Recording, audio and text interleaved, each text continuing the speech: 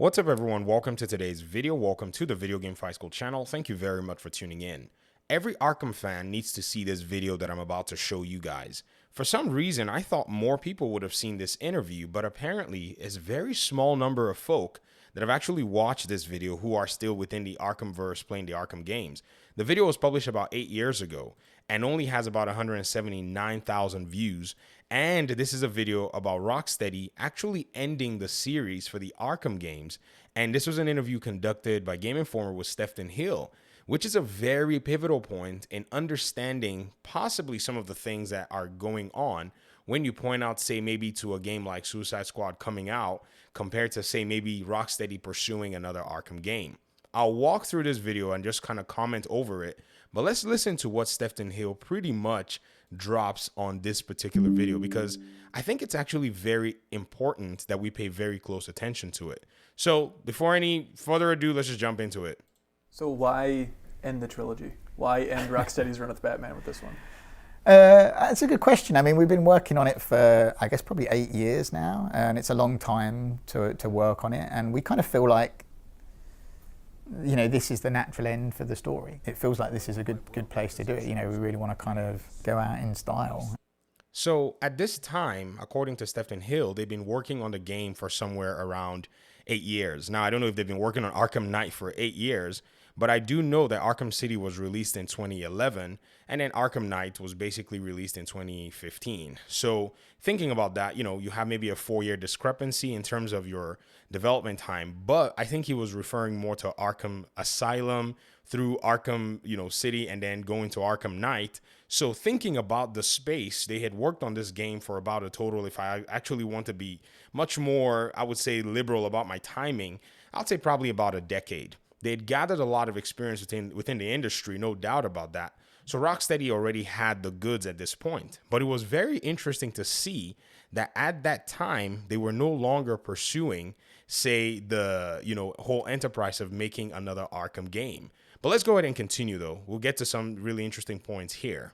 And do something really special, and it feels like this is the way to do it, and bringing in the Batmobile is kind of really something big and dramatic, and thankfully Warner gave us the time and the investment to actually be able to include the Batmobile in the game, and so it felt like the right time. Okay, so a few things that are of note, a few things that are actually worth noting here is he does mention something about the Batmobile, and I've made this argument before. Even for those who don't like Batman Arkham Knight's Batmobile, it is the cleanest mechanic that you can find in any video game in terms of a vehicle that is actually not a racing game. I mean, I don't know any other vehicle in any video game, maybe somebody can correct me in the comment section, that rides as smooth as a Batmobile. Be angry at it all you want, and I got mad at it when we had to deal with it maybe too much in the game, but my golly, this Batmobile from a development perspective, mechanics perspective, design perspective is one of the best things you've ever seen. You can tell they poured a lot of money in the design of this particular element. In fact, it's a second or another player character. Like, when you switch through the Arkham menus and you see, all the other characters like Batgirl and Catwoman, the Batmobile is a character. From a design perspective, it is. So Warner gave them all the time and investment because they had actually proven themselves. This was a studio that already had the formula. And it was very interesting to see that, at this time, they were just saying, we're going to take all this stuff, we're going to do a really wonderful game, and we're going to call it quits. Interesting. Let's keep going. You do realize the entire studio is decorated with Batman stuff, right? Yeah, I mean, mine's my house. When you see him laugh, I think the irony dawns on him here, but let's just keep going. It's interesting. It's decorated with Batman stuff as well. You still like Batman after all this time? Oh yeah, definitely, massively. It's weird because I think when you work on something for 8 years, and like for my kind of job, you have to be sort of obsessed with it. Like I almost don't really think of anything else, and you think that you would get a level of franchise fatigue, but I don't know. He's such a great character that I still love him. I still get a buzz out of seeing him and playing the games, and as a character I still get a real buzz out of seeing what other people do with the franchise and films, and I'm the first person in the queue to see that stuff. So do you think the General Studio is pretty excited to move on though, to try something new? I mean, to be honest, we're not. It's kind of strange because this is the end of the trilogy for us, but we've not thought too much about what's next because This is the end of the frat. Is that a Freudian slip, or he meant to say this is the end of the trilogy? Maybe let's just take it as trilogy. Sounds like a Freudian slip to me, or whatever it is. We're so focused on finishing this one, and it's the conversations are, what do you guys want to do next? And it's like, well, I don't know, because like our heads are just totally full with finishing this one. Because we are a one project studio, we don't have another team working on something. We just are all focused on making this game as good as it could be or can be, because that we see guarantees the future success of the studio. So it seems weird to say, because we're not actually that far from finishing, but to say that we don't know what's next. But it's honestly the genuine truth. We don't know what's next. But that's kind of... So at this time, while they were actually finishing the Arkham games, if what he's saying is actually true, which he sounds genuinely and sincere in this video, they probably did not have any game planned. Well, I shouldn't say they didn't have any game planned. They probably would have had some sort of a planning board where they had a bunch of crazy ideas that they threw up and had not necessarily concluded on a specific idea. But I doubt that it was Suicide Squad killed the Justice League at that time. I mean, there's just no way.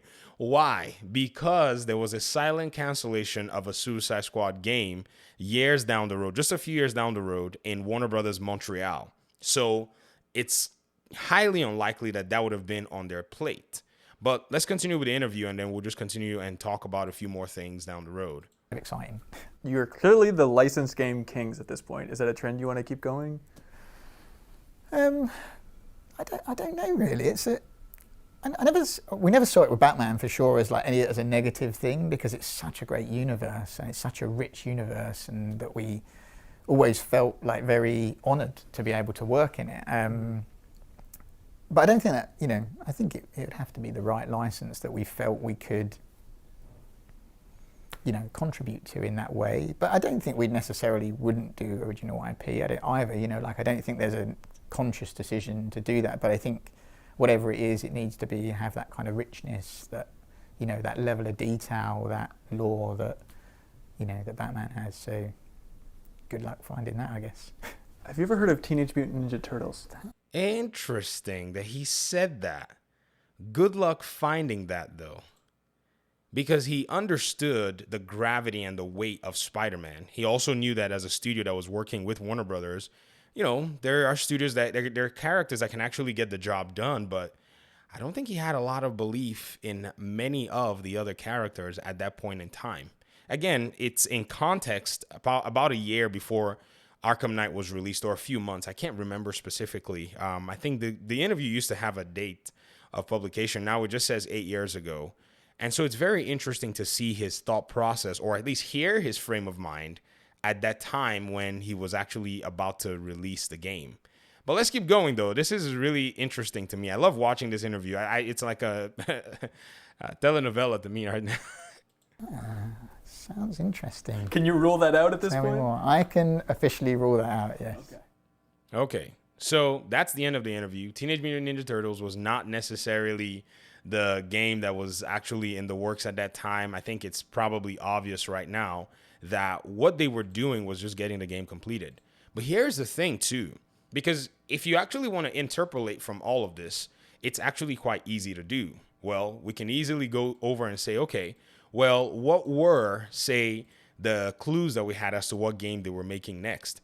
They littered Batman Arkham Knight with a lot of Superman tropes. Many of you remember we had a Lex Tower. We had a lot of conversation surrounding Lex Luthor. We had even, just Lex Tower anyways. We even had some of the thugs in Arkham Knight mentioning things along the lines of, well, good thing he's not, like that freak in Metropolis. Now, this could also be that they were gunning for making a game in Metropolis and they hadn't necessarily fleshed out those ideas, if you understand what I mean. So I guess there's some really interesting things that must be taken a look at, because I'm very interested in how, they came about and they concluded that the direction they wanted to go was Suicide Squad killed the Justice League.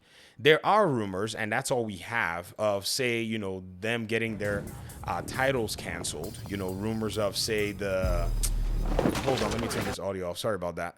rumors of, say, them getting, a Superman game canceled. I don't know how true those rumors are. There were rumors as well about, say, even Warner Brothers Montreal getting games like a Damian Wayne game that was going to continue the Arkham games, because I think that rumor makes a lot more sense in this context. If you think about it, they wanted to stop making, any games in the Arkham verse.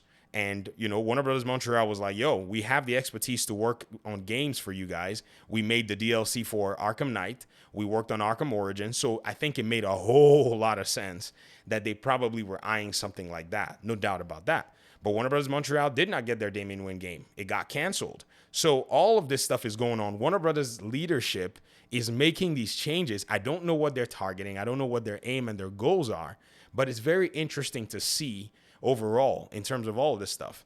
Another really interesting aspect too to pay very close attention is that Suicide Squad game that got canceled within Warner Brothers Montreal. And then some people have claimed that after that got canceled, we got to see that Rocksteady got the project to work on the Suicide Squad game. So here are some of my thoughts. Number one, I think with the Batman IP, a lot of the leadership within Warner has basically botched the use of these characters. This is a gold mine, but it's also from the part of excess. You see, when you have a lot of things, sometimes it's easy for you to just pretty much abuse the opportunity.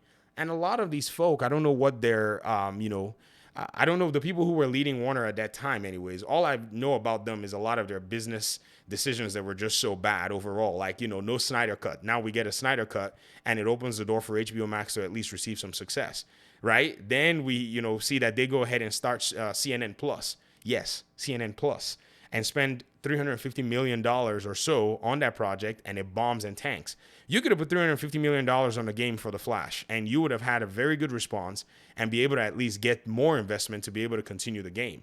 But no, CNN Plus was what they put their money into. So Warner Brothers Games Montreal, if we could find some kind of a, conversation from the people in the studio that was official, you would see that they were also going through a whole lot. Their rumored Superman game in 2015, that got canceled. Their Suicide Squad game got canceled. Their Damian Wayne game got canceled. There's someone who comments on this channel all the time. He mentioned something in one of my videos. He said, imagine having the Batman license and all you do is make a soulless RPG game that is blah, blah, blah, blah, blah. See, I really appreciate a lot of input that a lot of people make about their criticisms of video games. But here's the thing. If your input is shallow in a sea of information, then you're not doing any service to yourself or to anyone. Instead, I think what it is a willful ignorance. Like, you got YouTube. You can comment on my video about stuff that you're not happy about, but you're not going to take time to actually learn the context. This is why I actually made this video, because what could have been going through Warner Brothers Rocksteady's mind for them to say, you know what? We're the kings of licensed games, and we've actually done one of the best licensed games in the beat 'em up, area. But guess what we're going to go ahead and we're going to do? We're going to go ahead and we're going to take that knowledge, the wealth of characters, and we're going to build a game with the Justice League, but it's going to be the Suicide Squad. Suicide Squad Killed the Justice League is a corporate game. Doesn't sound like something that Stephen Hill would have actually jumped on at the time he was making or completing Arkham Knight. I don't see it. Maybe you might see it, but I think it's just one of those things where the corporate side pretty much mandated this particular video game or video game style. If Rocksteady was to want to make a Suicide Squad game based on the formula that they had that was quite successful, I strongly believe it will probably take on a whole different direction that doesn't look anything like this video game. Ladies and gentlemen, I'll play Suicide Squad, but I'm coming in with as much scrutiny as I possibly can muster.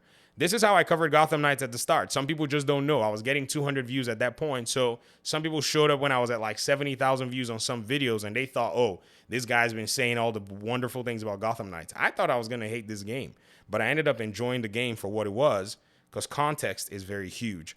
And sometimes whenever we have this conversation, if it's without context, I usually maybe disengage, because at that point, it's just kind of infantile conversations going on. But we're grown out here. We're no longer 12, 13 years old when you played your first Arkham game. Some of you said that. I mean, I had some people say they were 13 years old. Some said they were 10 years old when they played the Arkham games. I was 21. So maybe I'm probably not understanding that, position where some people are coming from. but it's a position where I've been in this universe since I was an adult. That's when I kind of got in here. So now I really want to take that approach and take it even much further to start to look at these things, and as much as we can, inform a lot of people about some of the things surrounding, game development in the DC side of things. It's much more depressing than you could think, trust me.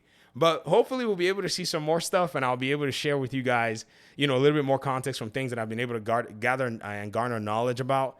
And it's going to be interesting all through the whole discovery. So thanks so much for watching the video. If you stayed through, I appreciate it. Hopefully we'll talk pretty soon in another one. Peace out.